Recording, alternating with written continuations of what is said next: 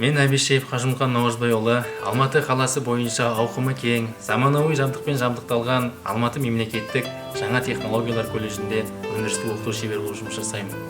Жалпы осы сала бойынша жұмыс жасап жүргеніме 3 жылдан астам уақыт болды. Осы 3 жыл ішінде үздіксіз тамған тамшыдай тасты тесу адамның көздеген мақсатына жетудегі ерінбей талпынысының мысалы іспеттес. Бір саланың маманы болу бұл жай күнелтудің жолы емес. Олай дейтін себебім бұл үлкен өнерді, шыдамдылықты, зор табандылықты және де шеберлікті талап ететін нәрсе. Ұзақ болса да жолдың турасы жақсы деген, адал еңбек ету үшін үмітті үзбедім, көп іздендім. Өндірістік оқыту шебері ретінде түйгенім студенттердің теориядан алған білімін тәжірибелік мақсатта қолдану аясын кеңейтіп, сол бойынша еңбек ету болып табылады. Менің бұл саланы таңдаудағы, немесе бұл саланың мені таңдаудағы негізгі 5 түрлі себебі бар.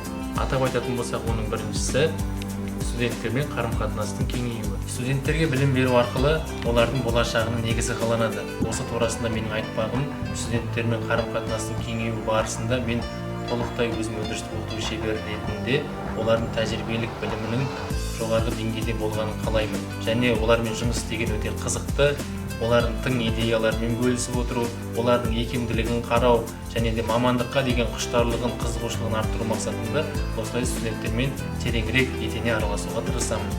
Екінші себебі бүгінгі өткен тәжірибенің ертеңгі өтетін тәжірибеге ұқсас болмауы.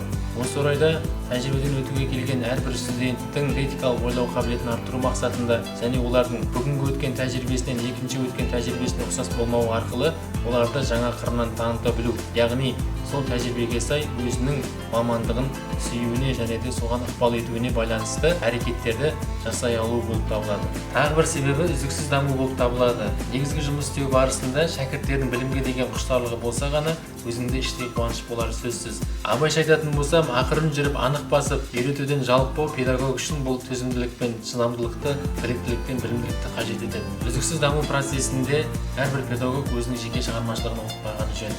Өйткені жеке шығармашылығын дамыта отырып, өзінің студенттерге үлгі ретінде көрсету арқылы әрбір студенттің қоғамдағы орнын және де олардың қоғам белсендісі ретінде айшықтай алатындай көзқараспен оларға дұрыс бағыт көрсете аласың. Сондықтан да әрбір студенттің қандай қиындыққа тап болса да, әрбір мәселенің шешімін таба алатындай деңгейде оларға өзіңнің жеке қырларыңды және өзіңнен үлгі алатын дәрежеде олардың қабілеттілігін арттыру өте маңызды мәселе болып табылады. Төртінші себебі қоғамдық өмір.